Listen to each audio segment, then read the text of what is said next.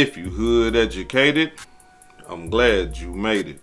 Allow me to unfold my knowledge, wisdom, and understanding from a hood brother's point of view to all of you, here, there, and everywhere. Now check me out. Music fans across the U.S. are mourning the loss of a Jacksonville rapper. That's our top story tonight. Thank you for staying up with us. I'm Anthony Austin. I'm Heather Crawford. Lil Papa, born Janarius Wheeler, has died at the age of 25. The medical examiner's office in Fulton County, Georgia, confirming his death to us. The Jacksonville native built a loyal fan base. Christina Burgess has been speaking with those who grew up with him. And Christina, they tell you that his legacy will live on. Heather and Anthony, Lil Papa was more than just a rapper. He was a hometown dream turned reality. At just 25 years old, he built a powerful voice for himself in the music industry. Now, as friends, family, and fans try to process his sudden loss, those who grew up beside him say that he was bigger than just music. He was just a great guy. Outside of the music and the artistry, man, he was a good human.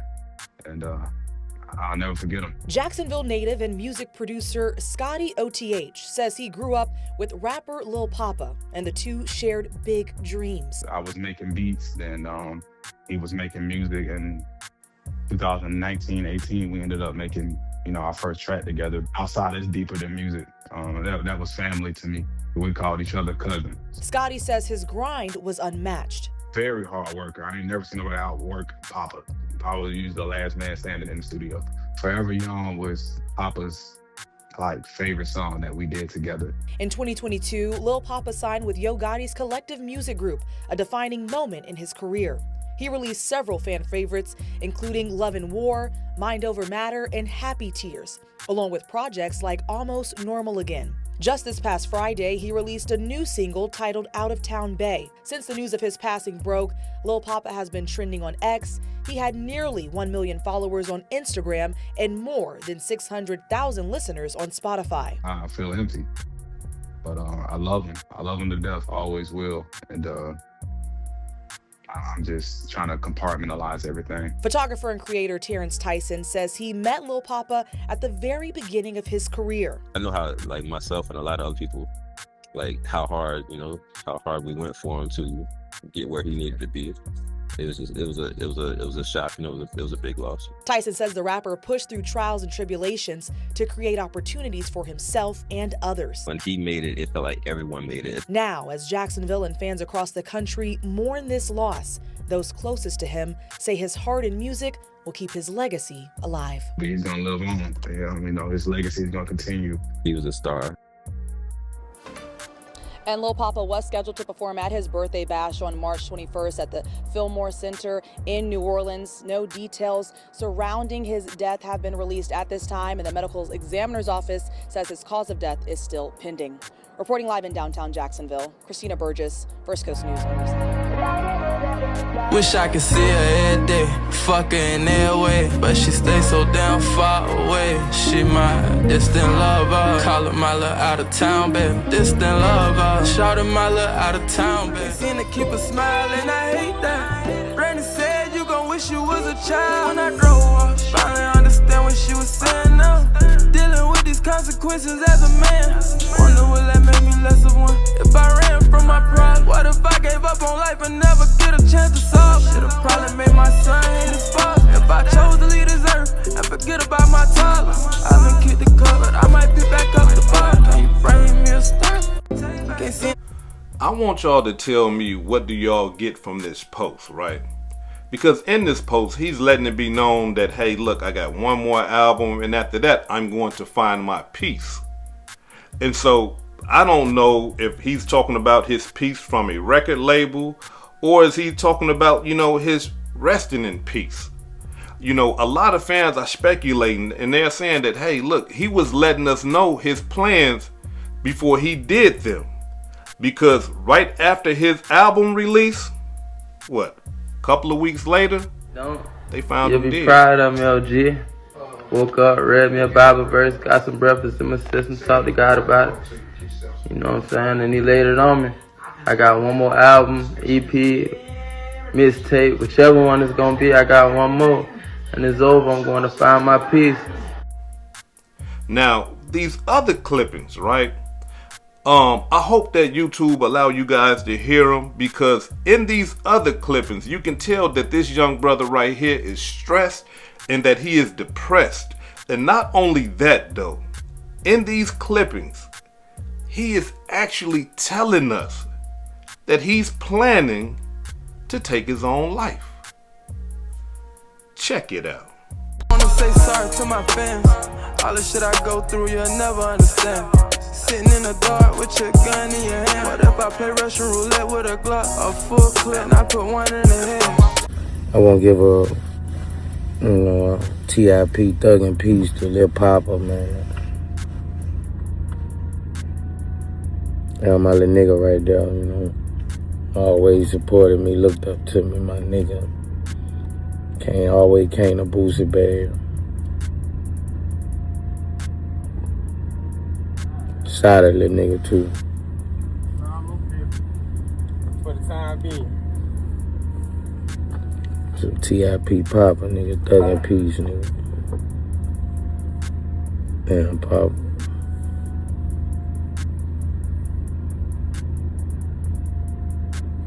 Talented ass nigga, boy. TIP Papa, nigga, Duval legend, nigga. The Duval legend, nigga. Legend across the world. YNs, the niggas fuck with Papa. My daughter, them niggas fuck with Papa. TIP Papa, nigga. Thug.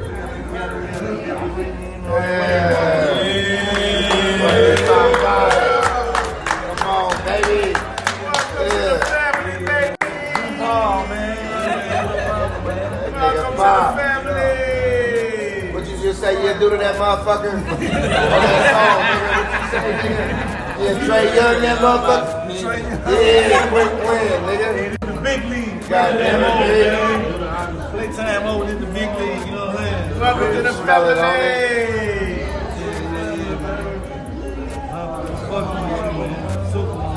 Welcome home, dog. What Papa got Welcome home. What Papa got going on? He been in Miami. Got it. The best family, only family.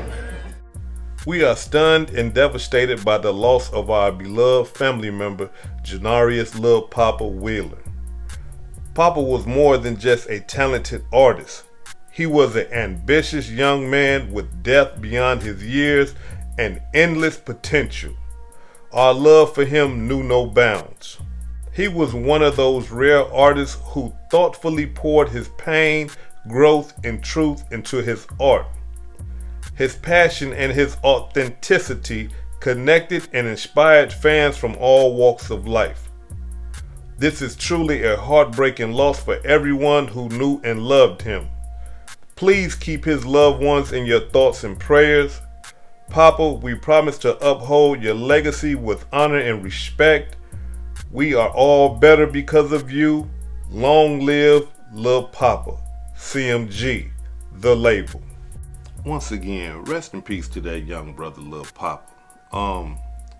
A lot of people don't agree with the way that he went out, and I understand that. I understand that right there.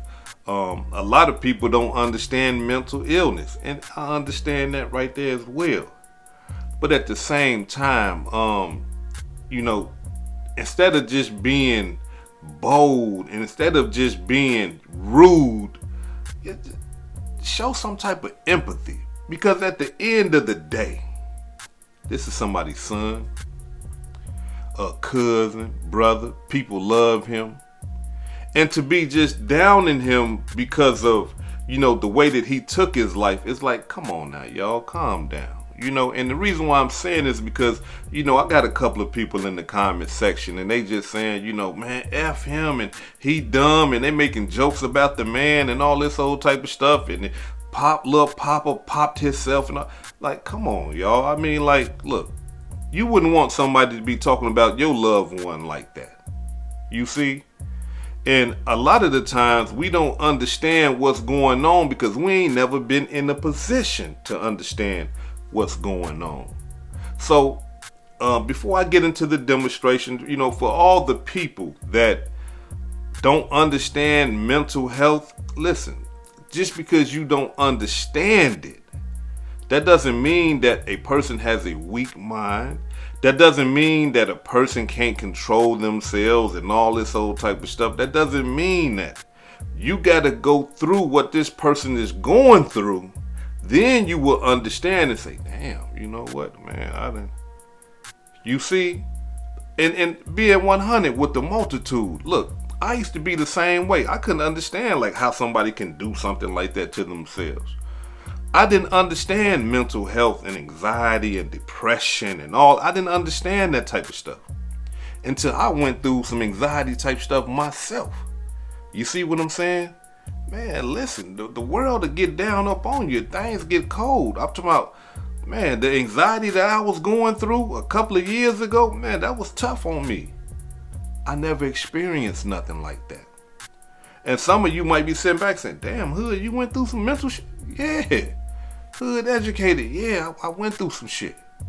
You know, dealing with anxiety. I'm talking about my anxiety was so cold-blooded, y'all, I couldn't even drive in a car. I couldn't even sit in the car without damn near going into a panic attack. I couldn't even drive a car without damn near going into a panic attack.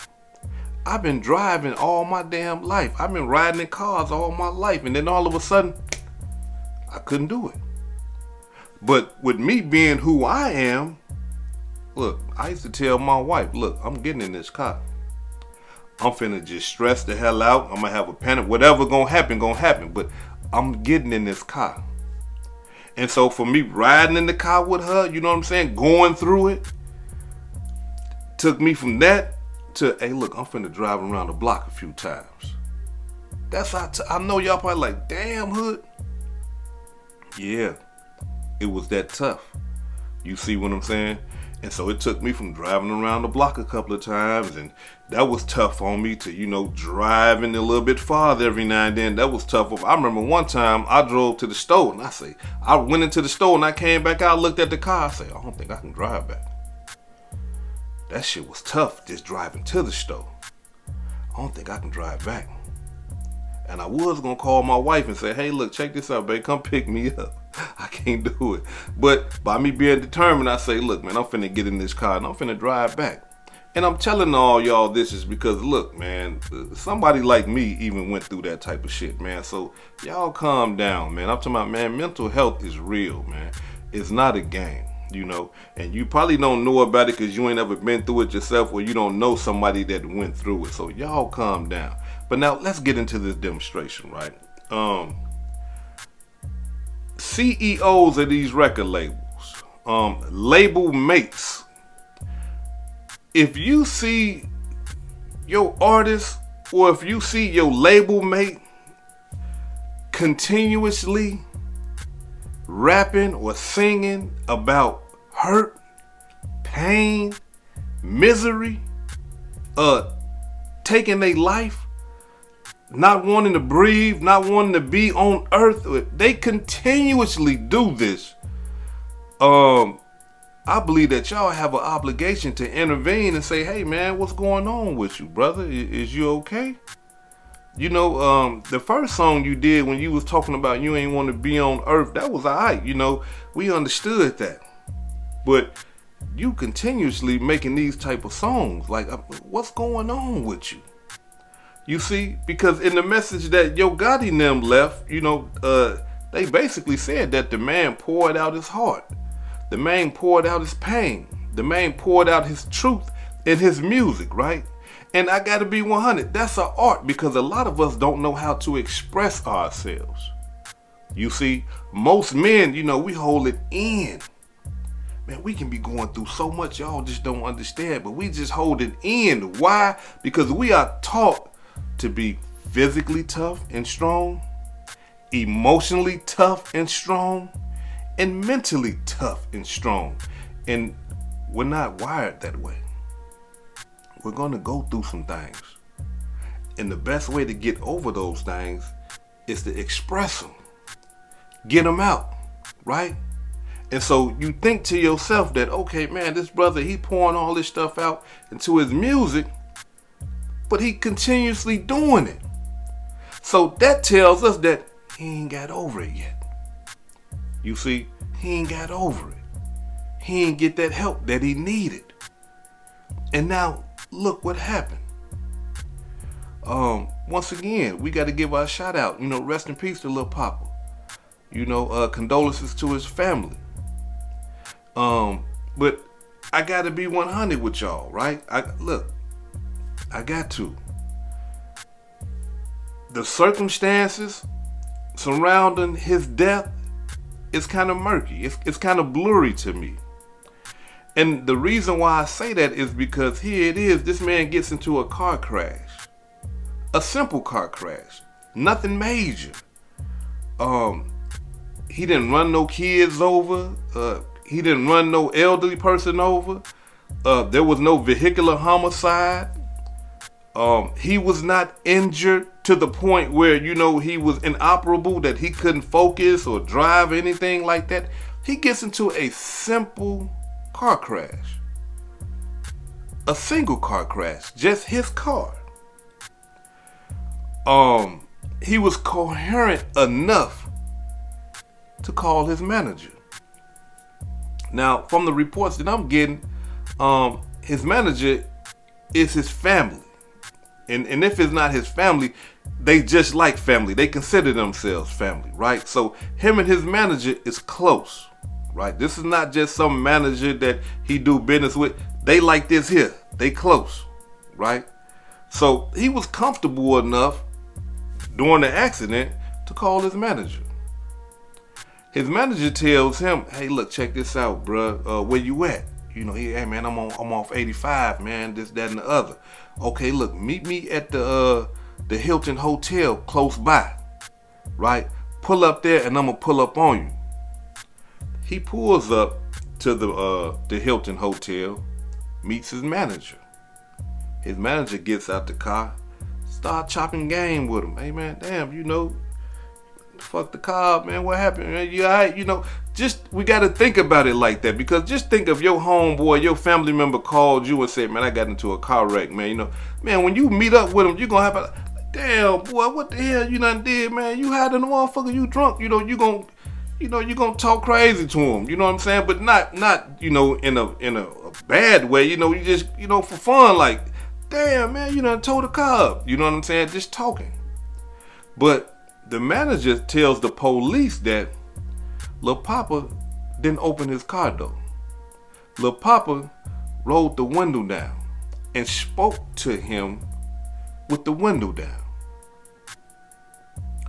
The cold-blooded part about all that is that no one knows what this dialogue was about, right? No one knows what this conversation is about. And that is the reports that are coming out, right? But just because those are the reports that are coming out, that doesn't mean that the police don't know what the conversation was about. Because I don't believe that the police released what the conversation was about. You see what I'm saying? They only released just enough to say that there was a conversation, right? They never said, the police, I should say. Other people have, but the police hasn't came out and said, "Hey, yeah, we don't know what the conversation was about." And I find that hard to believe, because police are trained investigators. Trained. You see? So if you tell the police, "Hey, yeah, I had a conversation with him before he killed himself," the police, what was y'all talking about? You see what I'm saying? What was the conversation about? What was his mood like? If you ever been pulled over by the police and they suspected you of doing something wrong, you know what I'm talking about. Man, they gonna question your ass to death. Where you going? How fast you was going? Where you just coming from? You like, "Hey man, wait a minute." You see what I'm saying? They trained investigators. So I like to believe in my mind that they asked him what was the conversation about. And whatever that conversation was between the manager and Lil Papa, the police ain't want to release that for whatever reasons. It might come out later, right? It might come out later. But during this conversation, out of nowhere, Lil Papa pulls out his handgun and blows his head off. in front of his manager. Now, the thing that kind of twists things up for me a little bit is this right here. The person that called the police was a off-duty police officer who was at the Hilton Hotel, right? There is no reports of the manager calling the police. And that's why I say, well, damn, man, hold on. Like, y'all family, y'all close. As soon as you see somebody do something like that, instantly, I would like to think in my mind, I would like to think that my first thing would be to try to call 911 to get the first responders there to render my loved one or my artist some aid to help him. Because I just seen what he just did. You see?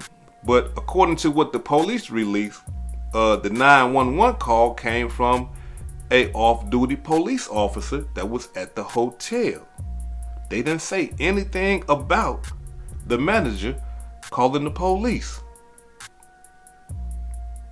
So that kind of like, I'm like, God, well, wait a minute, hold on. I mean, like, that kind of like threw me a little bit, and just the whole thing, like, I understand this boy been rapping about this stuff, and I understand that he's been talking about, killing himself and sitting in the room with the Glock and all that, put one in the head and all that, talking all that madness. But, that part right there just ain't sit well with me. I was just, I'm wondering about that. And I'm not trying to accuse, as a respect for the manager, I'm not trying to accuse him of nothing, because it could be something this simple. The police ain't just released that. You see what I'm saying? The police ain't release it to the public saying that, hey, look, the manager called and, the 911 called the police, it could be something like that. But it's, like I say, it's kind of murky because they made mention of the off-duty police calling. So why wouldn't they make mention of the manager calling? And I'm not saying this to say that he didn't call, because he could have, but when they, release information like this and yet they don't give us a full understanding, then it allows us to assume and speculate and to use our best thinking and some of our worst thinking. You know what I mean? So the whole thing is still, it's kind of funny, because it's like, I understand that this young brother was rapping about this type of stuff, and you know what I mean? But at the same time, the way that it happened, it's like, damn, like, why do it in front of your manager? You know what I'm saying? Like what was going on? What caused him to all of a sudden just say, you know what, I'm gonna call my manager and I'm gonna do it in front of him? You see what I'm saying? Man, like we could never know what somebody's thinking, and we could never know what somebody's going through. But obviously through his music, we can tell that this young brother right here was going through a lot. I'm talking about stuff that we probably can't even imagine. He was going through a lot. And a lot of the times when you're going through so much and you got so much pain, and I'm talking about you waking up miserable, right? You don't want to feel that no more. You don't want to feel nothing. You just want to be gone. And to you, that's peace. You see what I'm saying? To you, that's peace, because waking up every morning is just trauma, misery, pain. You see what I'm saying? It's just so much that you're going through that I just can't. I'm tired of this. Because in the mind of somebody that is dealing with mental illness, they are suffering every day, all throughout the day. It's just straight suffering. You see what I'm saying? And so for them, and in their mind, the best way to get out of that suffering is to shut everything down. Now, before I depart, allow me to say this right here. To all the hood educated residents and the guests. Listen, man. If you're going through some things up here, or if you're going through some emotional things, man, please, man, go out there and seek some help. Don't look at it like man, you know, I'm tough, I'm strong, and I shouldn't have to do this, and I look weak if I do that. Listen, man, no, you're a human being, you know, and you got feelings, you got emotions, you know what I'm saying? You got a mind, right? You empathize, you sympathize. And being that you have these qualities, and if something is not right, then you might need some help. You might need to sit down and talk to somebody. And the cold-blooded part about all that is that we get so caught up in this type of stuff, thinking that we don't need help, and we are doing nothing but damaging ourselves, and we making everything worse. If you don't want to be seen going into the psychiatrist's office or the psychologist's office and stuff like that, man, they got so much. We got new technology now, y'all. You know, you can FaceTime a psychiatrist and talk to him. You see what I'm saying? Virtual meetings, you know, like one of the brothers put in the comments, you know what I'm saying, that, you know, he go to virtual meetings, you know what I'm saying, because he was ashamed to walk into the building. So, man, he did it virtual. So if you going through it, hey, man, you know, get you a couple of virtual meetings in and then see how that makes you feel. Not only that, though, you know, start doing stuff, you know, start working out, you know, start walking. You know, walking is good for the mental. You know what I mean? Start working out, start walking, start participating in things. You know what I mean? And not only that, start facing things. You see? Don't let it get you all the way down like that. Face it, figure it out, and deal with it. Because when you face it and you figure it out and you deal with it, now you healing. This is Hood Educated, not Lame Related. Peace and love, and y'all take care of yourself out there. If I said anything that caused you to think, hit that like button and subscribe to the channel if you're not subscribed already. And if you're feeling generous, please make a small donation to the channel. Peace and love.